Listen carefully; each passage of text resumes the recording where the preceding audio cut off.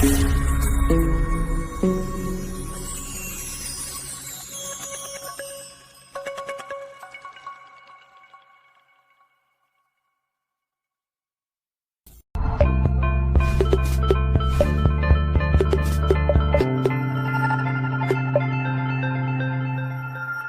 Art of Indifference to Living a Life Contrary to the Norm is a wonderful book on human development by the world-famous author Mark Manson, in which he speaks that a person does not necessarily have to be positive all the time, and that the key to stronger and happier human beings lies in dealing with adversity in a better manner.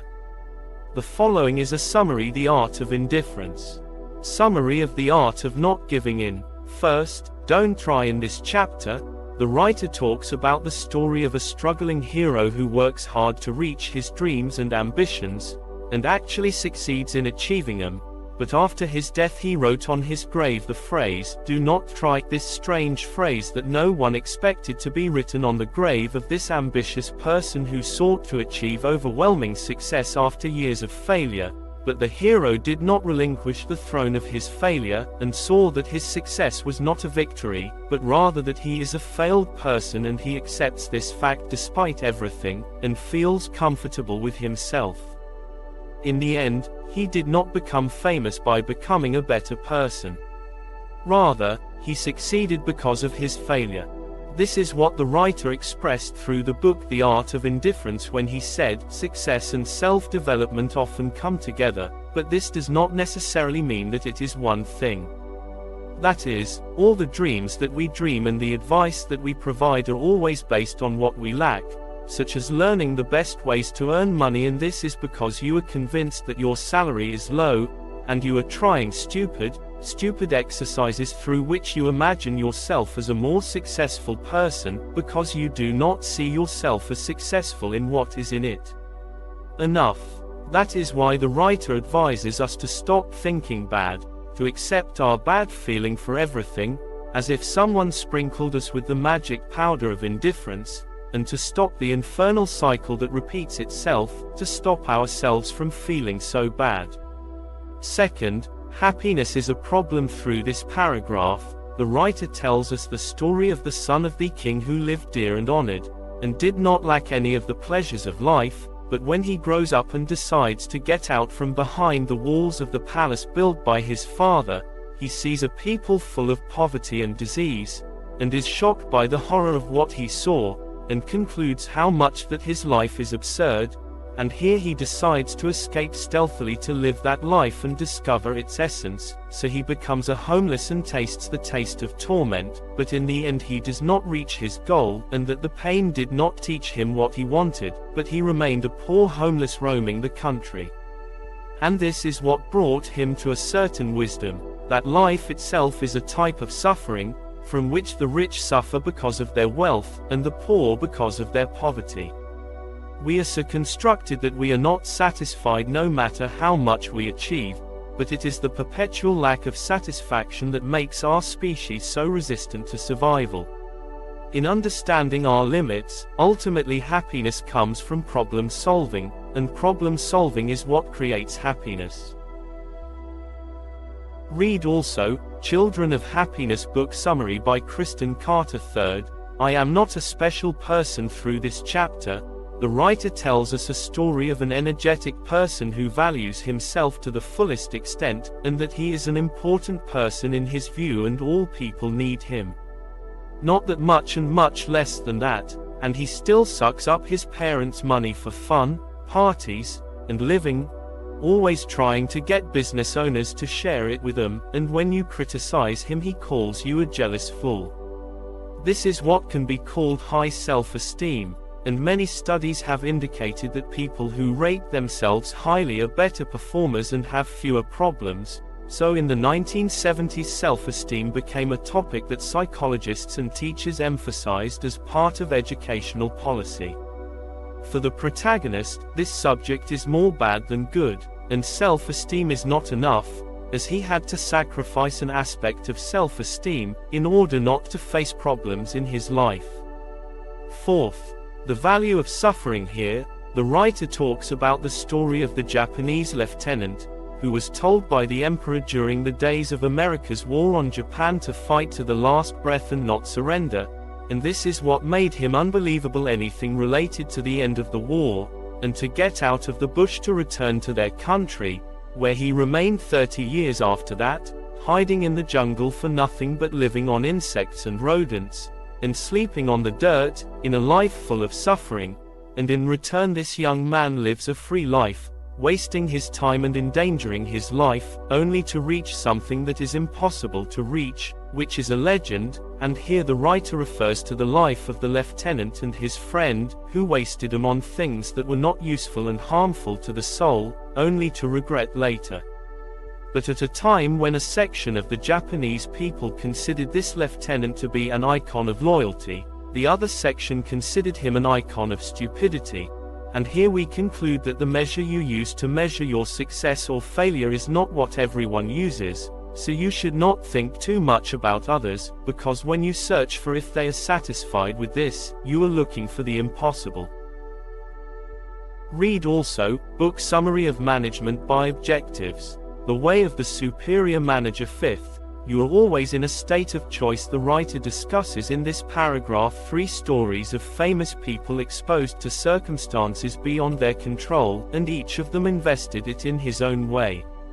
Unhappy because he did not forget the past despite his new successes, and some of them were like the story of the second hero, but wrote a happier ending for him, and all because they decided to control the pain, and each of them in his own way.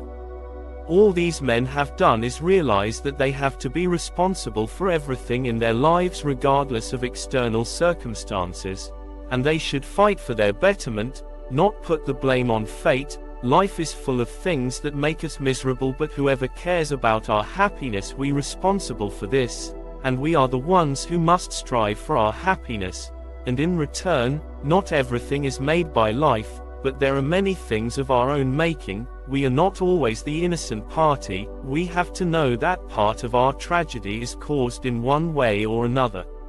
6th, you are wrong in everything, and so am I. In this paragraph, the writer talks about a hero who spent his life believing that all the thoughts he had are true and certain, from when he was a child and a teenager until adulthood, but the ideas of each stage did not change in the other stage, which is something that is definitely expected to happen, except that we are in our stage, the current. We carry stubbornness, what makes us think that we have reached the end, nothing is left of us, and our ideas are correct and that we will continue on them forever, but the ideas of each stage have changed in the other stage, and this is what made the hero confused, because he was subjected to continuous change. The writer considered that certainty is the enemy of evolution.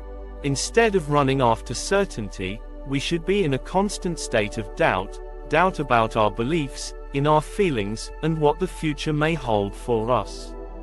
Instead of striving to be always right, we should search for the error in our lives, because we are always wrong, and this is the spirit of openness and change. As we laughed at ideas before us, those in a generation after us will come and laugh at our foolish ideas. The mistake gave them an opportunity to grow and develop, and therefore the mistake is not as bad as you expect. Read also, Emotional Intelligence by Travis Bradberry and Jane Graves. A Book Summary. Part 1. 7th. Failure is the way to progress. How successful you are at something depends on how often you fail to do that thing. If someone is better than you at something, it is likely that he failed at it more than you, and if someone is worse than you, it is possible that the reason for this lies in the pain of the long learning process that I went through. This is explained by the writer, who gave an example: when a young child learns to walk, how much will he fall in the end? And therefore you have to remember well and be well convinced that you cannot be successful in the things that you do not want to fail. When you avoid failure, you also avoid success.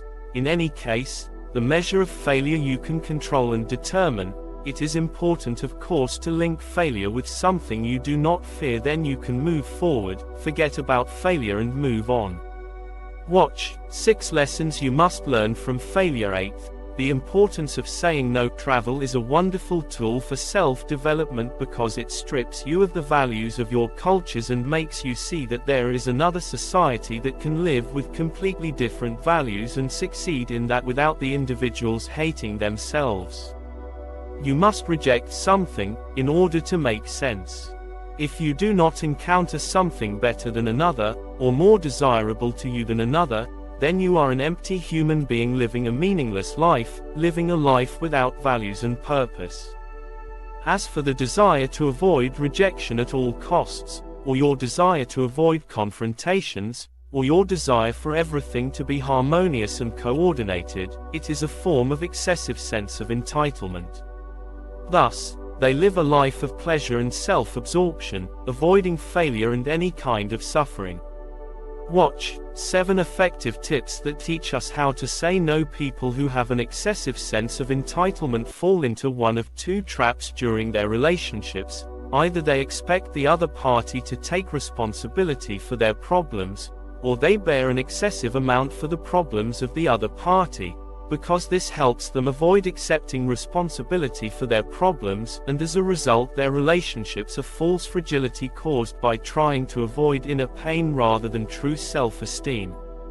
Read also 100 Simple Secrets of the Happy Book Summary 9, and then you die in the inevitable face of death. There is no reason to ever give in to one's fear, or embarrassment, or feeling of shame, for it is all more than the grip of nothing. If I have spent the greater part of my short life avoiding what is painful and unpleasant, it means that I am avoiding being alive. Death frightens us, and because it frightens us, we avoid thinking about it, even if it afflicts someone close to us. But in the end, had it not been for death, everything would have seemed insignificant to us, and all values and standards would be zero. The lesson is that our life is not purely a coincidence. We were created for a purpose, an end that we did not know, an end that we will know in the middle or at the end of the road, or we may not know it, but there is certainly a purpose in our existence. But you can reinforce that more. With your hand you create that goal. With your death you will think that everything will end, but the story of your immortality you can write. You can make others remember you, by doing something, by developing something that will enter you in scientific encyclopedias, by a human act that makes you remember many people who changed their lives. Watch, avoid these negative habits to be happier.